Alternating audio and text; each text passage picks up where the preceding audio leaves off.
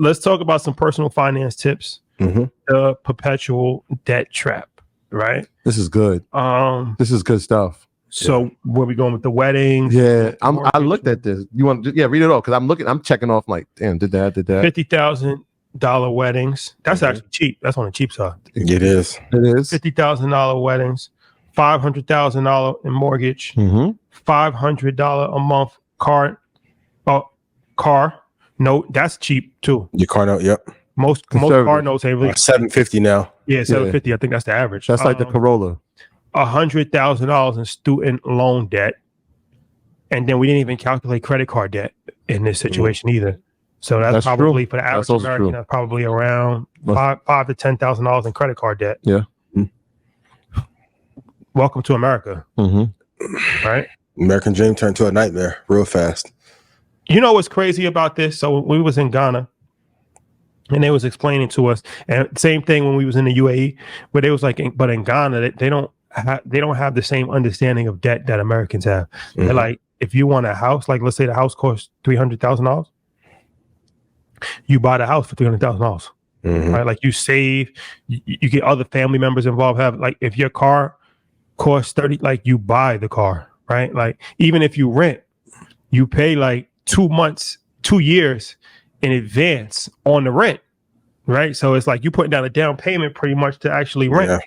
Their understanding of debt structure is completely different. Where Americans, you're actually taught to put as little money down as possible. And there are some benefits with that, obviously, as far as leveraging. I get it, real estate plays, but everybody's not Don Peoples. Let's just be honest, right? Everybody's not Don Peoples. Most people are looking to put as little possible because they don't have any money. Yeah. It's the I don't have enough play, so let me put as little bit as possible, and then I'll pay the rest on the back end. And that has led over $1 trillion, I think, in debt for the country as far as credit card debt.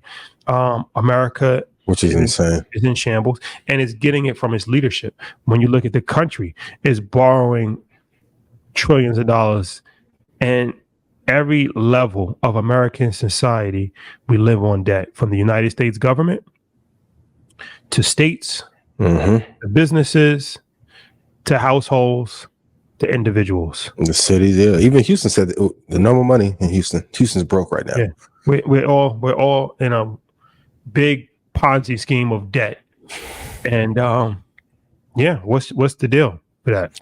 I think going back to basics, try and pay off your car. I know we brought it up on Blackout. Even if you got a lump sum of money, should you pay it off? And then people are like, no, but if you get a 2% rate, I'm like, no, like the 2% rates are gone. I don't know if you guys have looked the news, but quantitative easing is over. So, but banks do this to enslave you. And if you look at how can you have any money if you have $150,000 in student loans, a $800 car payment?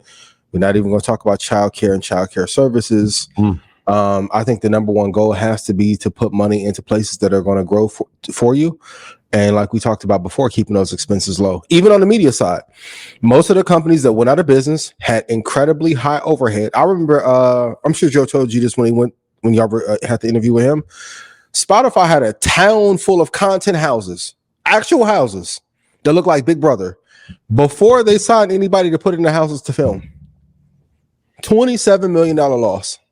So you got all the lighting and all that. That's good. But no content to come out of it. And I think the blueprint has to be low overhead, high income, and 50% of that money invested. I keep saying everyone talks badly about Dave Ramsey, but that model works. There's some flaws in it for sure, but for his business to be debt free and for him to be debt free, there's a benefit for being debt free when things go wrong. So we got to replace these high cost weddings, and even on the fashion spending, what's the quote? You're buying things to impress people that don't even know you. We have to stop pushing that narrative, and I think we have to go to a zero debt model. Country, like at this point, I don't know when debt costs are going to be normal. For us to have $1 trillion plus in credit card debt, with interest rates going higher, no good political leadership, but Vanguard and BlackRock gonna get paid. That's why I keep telling y'all, invest in Vanguard and BlackRock. Here's one of the the best way to help clean up your credit. What's that? It's extremely complicated, but I'll kind of make it easy as understand as possible. It's called pay your bills on time. It's called the pay your bill on time play. So it's like it's one of these things, right? Where I have very few. Yep.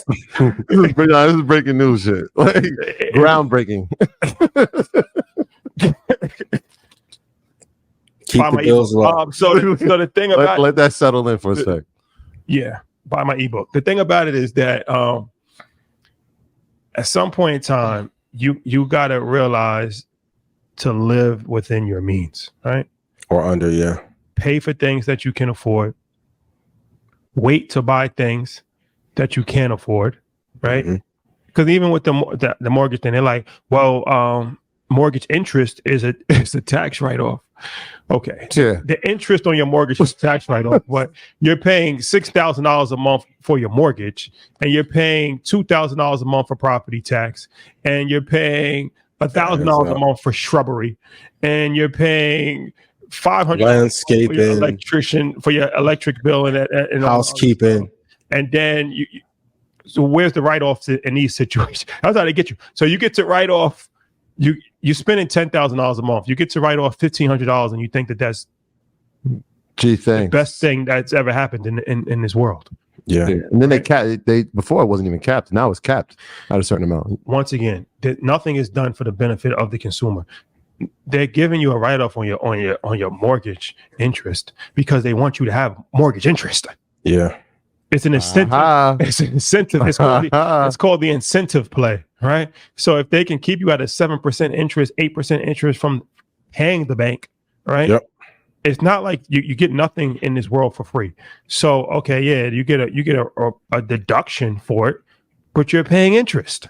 That's the part that nobody seems to understand in this situation. And you're paying everything else. So I'm not saying a mortgage is bad, but I'm just saying it's just that mentality of always trying to rationalize why debt is a good thing. And a lot of parts of the world, it's not normalized like that, right? Like that's the best financial advice that you can get. Pay your bills on time. Don't buy things you can't afford. Don't borrow money unless you know you can pay it back. Self-fund if possible. Live below your means. Don't live up to expectations of others. Don't try to impress others. Don't buy depreciating assets over the course of time. Invest money in things that will go up over the course of time. I mean, we can make this a little bit more complicated, but ultimately it comes down to some self-discipline here. Yeah. And I think that, to bring up the Ghana point, like the self-discipline is the most glaring thing, because it's when you're talking about paying for things in cash, you're talking about buying cars, right? Like we saw the guys and there's no like system or car payment plan. Like it's either you have the money or you don't have the car. Right. Or in some extreme circumstances, they may give you 2 months to pay off the car. Right. Like we're doing 5-year financing. Sometimes they put you in the 6-year financing. They have a 7-year plan now. You know what I'm saying? With a 7% interest rate. And so to have the financial discipline to purchase a vehicle or to purchase a home, let's talk 200,000. How many of us can save 200,000 in a lifetime? Yeah. You're watching people do it before they hit 30. And so the discipline that it takes to do that.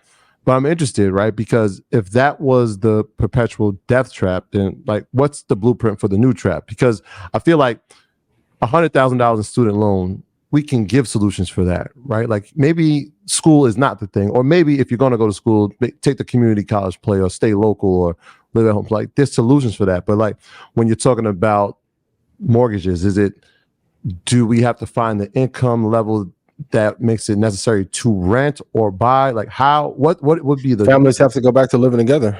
And that's another issue we have to discuss. Like it's being enforced, like, isn't it that way anyway, right? Like if we watch more kids that are graduating with high levels of debt coming out of school, I've seen people $1,200, $1,500 a month in student loan. That's rent.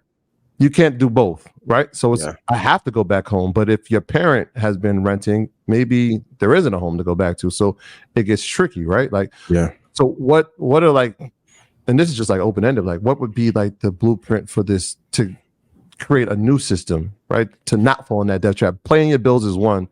We got like, what else do we think? I mean, we got to realize too, when even on a self-discipline side, we're fighting against the banks that own the media that make the propaganda for it to be cool to go into debt. Like, we can have a whole argument around how hip hop has driven consumerism to a whole bunch of shit that we don't need. Got to start a business early, have to invest early. That's why these conversations are incredibly important and giving a blueprint for what to do. But just realizing like all debt is, and I know people like there's good debt, there's bad debt. That shit sounds good until you have to pay it. To those of you that are paying $15,000 a month in good debt, man, it sucks.